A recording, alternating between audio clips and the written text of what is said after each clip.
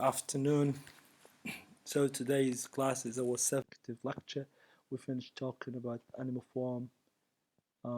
Was written by, of course, George Orwell, and I'm trying to, in this lecture, to introduce the several or main summary and analysis of the whole story or novel.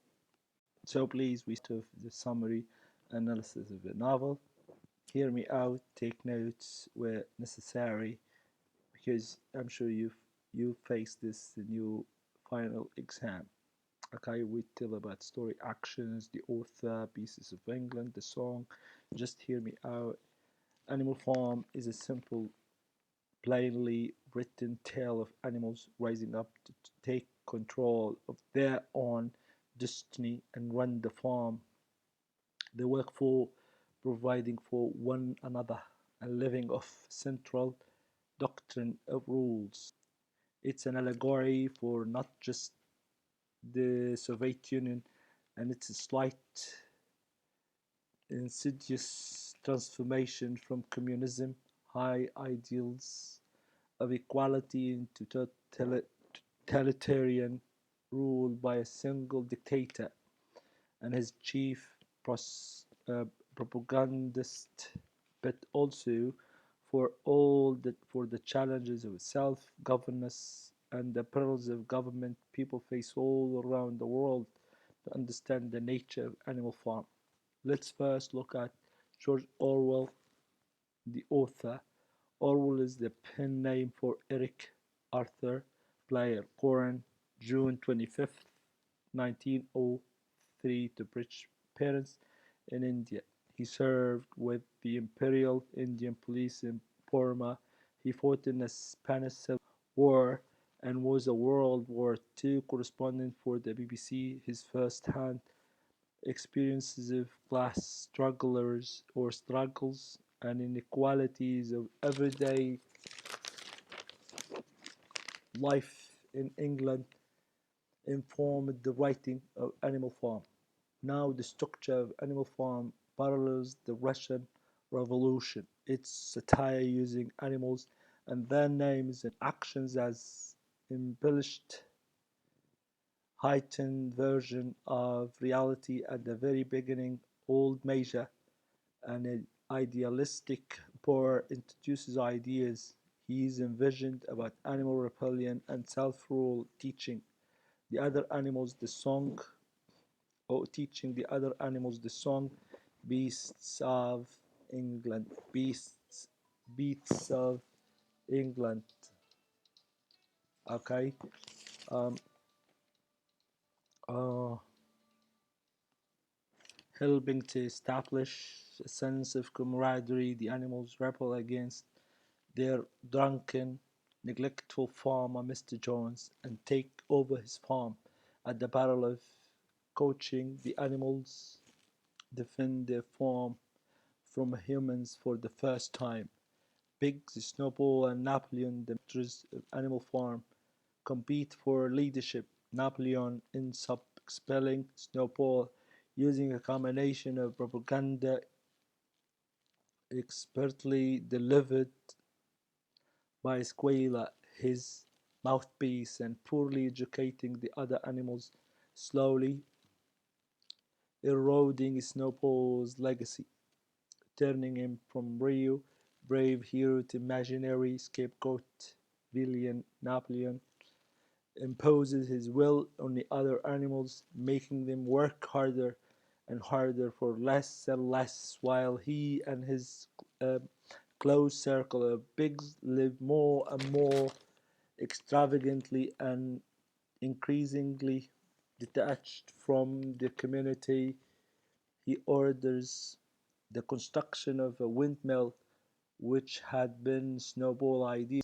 He had once fiercely opposed Napoleon overseas collusion with humans, the animals' sworn enemies.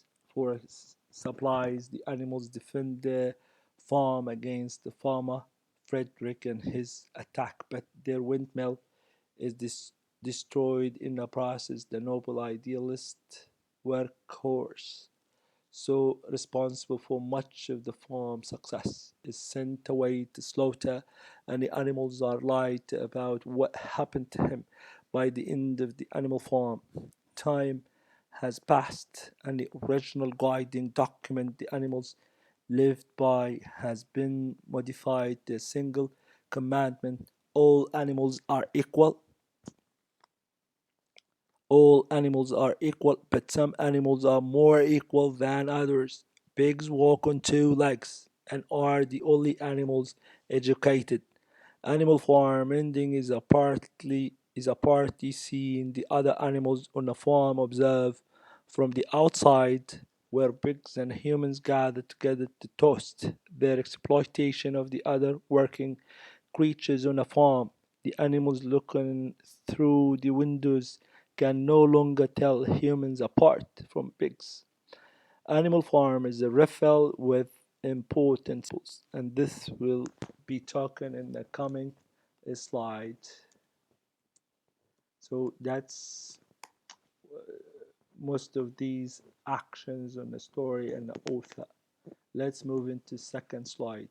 So in this slide, we finished talking about the summary and analysis of a whole novel, and I'll be reading to you some of the main samples that represented in the novel.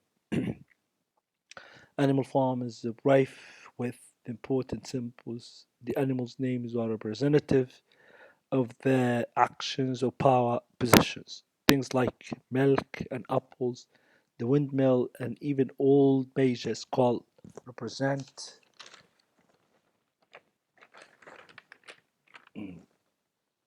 respectively riches and material wealth, labor, and the history of the Soviet Union. Vladimir Lenin's body, the one you see on the slide, is a name, was put on display after his death. So too was old Major Skull, canonized as the founding idealist leader of the revolution. Mr. Jones' raffle is a symbolic trophy representing the animals' victory over their former masters, the humans. There were a number of important themes in Animal Farm. So these start with introducing themes as well. There are a number of important themes in Animal Farm, and they all have political um, connections. First, there is corruption. We see how the inches Napoleon and his inner circle take when it comes to control and power, and up becoming miles, leading the animals for astray from their original ideas of communist um sorry then there is exploitation throughout Animal Farm. We see how the working class is exploited by ruling elites to provide for their aristocratic needs. The hard-working lower class serve the deceptive upper ones. In fact, deception is its own theme, and we see how Napoleon and Squala banned history to better suit their needs. Suppression education, while fear mongering creates a culture of deception that allows for the rise of a dictator. On the other hand, the theme of idealism is an important one too, especially at the beginning. Dreams of equality and legends and legends of animal bravery set the stage for a revolution underscored by good intentions. Lastly, there is a petty and important theme for understanding low for understanding how dictatorship take place without action to back it up. So let's finish talking about themes in the upcoming slide. So in this slide, we finished talking about Animal Farm themes. Yes, Animal Farm main themes, and we started talking about themes in our in the previous slide where we talked about exploitation, الاستغلال. You see it, idealism, deception, lower and upper class, and the power and control we talk about previous lectures. Um, so, um, like we finished talking about, to back it up, education is essentially useless. We especially see this in Benjamin, the donkey, whose cynical attitude and insistence that nothing ever changes. It becomes a self fulfilling prophecy of doom.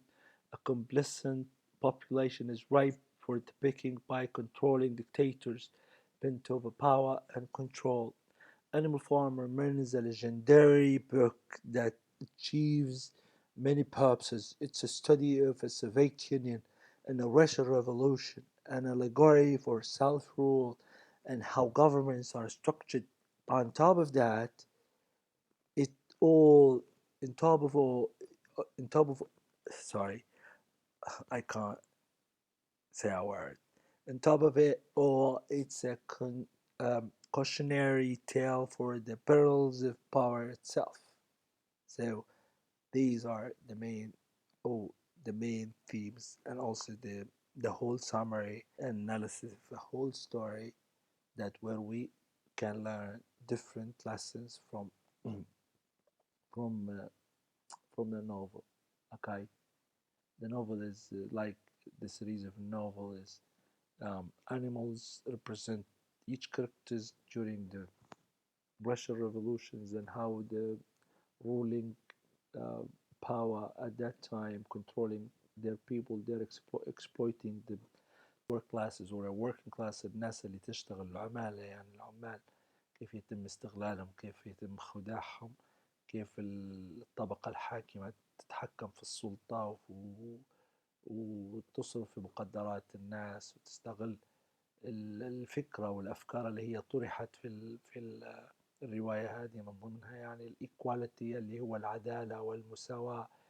فيه شفنا inequality، يعني ما فيش عدل ومساواة بين الطبقات والكلاس حتى، والطبقية والاجتماعية الموجودة في that time during that what happened. وقلنا الأب الروحي بتاع اللي هو كون فلسفة بعض نظام الحكم، يعني ماركسيزم وغيره، مثلناه في قصة أنيمال فارم، يعني عن طريق المؤسس بتاعهم اللي هو آه، نادى زي الأب الروحي يعني والفيلسوف، نادى واجتمع بالحيوانات ونكرهم على كيف يتم استغلالهم من الإنسان،